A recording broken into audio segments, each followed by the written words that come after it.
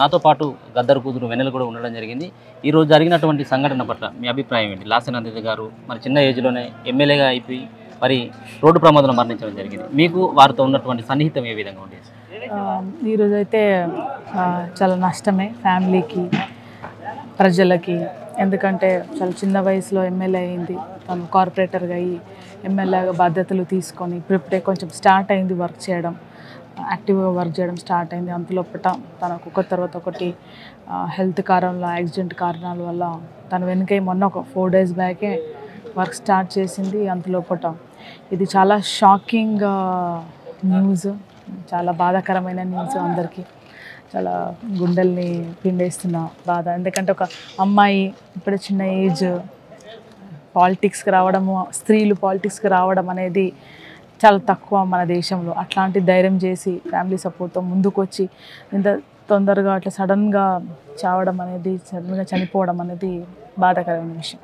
మీరు ఈ మధ్యలో ఎప్పుడైనా మాట్లాడినటువంటి సంఘటన ఏమైనా ఉందో తనతో?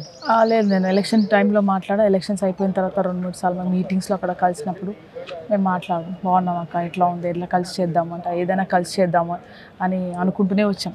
ఏదున్నా నేను చెప్తాను అక్క, నీ హెల్ప్ కావాలంటే తప్పకుండా, నా హెల్ప్ ఏముంది, నీకు కూడా ఇద్దరు మనం ప్రజాసేవ కోసం వచ్చాం కాబట్టి ఇద్దరు కలిసి పని చేద్దాం అనుకున్నాం. అంటే ప్రత్యర్థిగా ఒకరిపైన ఒకరు విమర్శలు చేసుకోవడం జరిగింది గతంలో. ఇప్పుడు ఒకసారి ఇలా చూసేసరికి మీకు ఎలా ఉంది? మేము విమర్శలు ఏం చేసుకోలేదు. తను నా మీద విమర్శ చేయలేదు, నేను తన మీద విమర్శ చేయలేదు. ఒకవేళ విమర్శ చేస్తే ఒక సిస్టమ్ గురించి విమర్శ చేసి ఉంటాం. కాకపోతే ఇండివిజువల్ విమర్శలు ఏమీ లేవు అసలుకి. చాలా ఓపెన్గా ఉన్నాం మేము. వీఆర్ లైక్ సిస్టర్స్, ఎందుకంటే ఫ్యామిలీ మెంబర్ సిస్టర్ కాబట్టి. అదేమంటారు, మనం గేమ్లో తను అటువైపు నేను ఇటువైపు అట్లానే ఉన్నాం కాబట్టి ఏదైనా విమర్శ అనేది ఉంటే అదేమో సిస్టమ్ సంబంధించిన విమర్శ ఉంటుంది, కానీ పర్సనల్గా ఏం లేదు. ఓకే, అంటే ఇప్పుడు ఆల్రెడీ మీ నాన్నగారు కూడా చనిపోవడం జరిగింది. సరే, మీరు ఆ బాధలోనే ఉండుంటారు. ఇప్పుడు సడన్గా మీకున్నటువంటి అంటే ఇక్కడ ప్రత్యర్థికి సంబంధించినటువంటి ఆమె కూడా చనిపోవడం అంటే ఎట్లా? అదే చాలా బాధగానే ఉంది. ఆ బాధ గుండెల్లో ఉన్న బాధ ఉంటుంది కాబట్టి ఇంకా తన ఆశయాన్ని ముందు తీసుకొని పోవాలి, యువతకు స్ఫూర్తిగా ముందుకు వెళ్ళాలని చెప్తాం అందరికీ. ఇక్కడ లాసెన్ ఆనంద్ గారికి సంబంధించినటువంటి అంశంలో అంత్యక్రియలు కూడా ప్రభుత్వ లాంఛనాలతో కూడా పూర్తి చేస్తామని చెప్పేసి కూడా ప్రకటించడం జరిగింది. దీని పట్ల మీ అభిప్రాయం? ఇక్కడికి వచ్చి ఏమన్నా రేవంత్ రెడ్డి గారు వచ్చి ఏమన్నా ఇక్కడ చూసేటువంటి అవకాశం ఉంటుంది? ఇక్కడ భౌతిక రేవంత్ అన్న గారు వచ్చే అవకాశం ఉంది. ఇదైతే అంటే ఇంత చిన్న వయసులో ఆమెకు ఇలాంటి సిచ్యువేషన్ జరగడం బాధాకరం.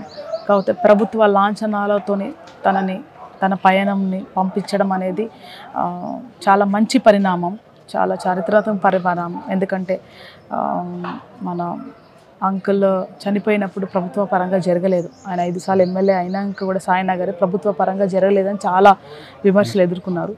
ఇప్పుడు మన ప్రభుత్వం, కాంగ్రెస్ ప్రభుత్వం, మన చెల్లెని తనను ప్రభుత్వ లాంఛనాలతో పంపించడానికి అదొక ఏమంటారు, ఒక ఎగ్జాంపుల్. ఇప్పుడు వచ్చిన ప్రభుత్వం ప్రజల్ని, మనుషులని, నాయకులని, సేవకులని ఏ విధంగా తీసుకుంటున్నారు, ఎంత పాజిటివ్గా తీసుకుంటున్నారు, సమానమైన సమాజాన్ని ఏర్పరచడానికి ఈ అడుగులు ఒక్కొక్క ప్రభుత్వం వచ్చిన ఈ 2 నెలల్లో చేస్తున్న పనులే మనకు ఆ నమ్మకాన్ని కలిగిస్తాయి.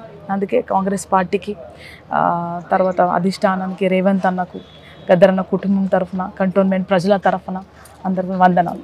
ఇప్పుడు జరుగుతున్నటువంటి ప్రమాదాలు కనుక చూసుకున్నట్టయితే చాలా చోట్ల కూడా రాజకీయపరమైనటువంటి వాళ్ళు కూడా చాలామంది సినీ ప్రముఖులు కానీ మీ రాజకీయపరమైనటువంటి వాళ్ళు కూడా చాలామంది కూడా చనిపోవడం జరిగింది యాక్సిడెంట్లో. వాళ్ళకి ఏమైనా మీరు సూచనలు చేస్తూ ఉంటారు, డ్రైవింగ్ చేసే వాళ్ళని కానీ వాహనదారులకు? బేసికలీ వాళ్ళకి ఒక్కళ్ళు కాదండి, అందరికీ ఏంటంటే బేసిక్ రోడ్ సేఫ్టీ రూల్స్ పాటించాలి.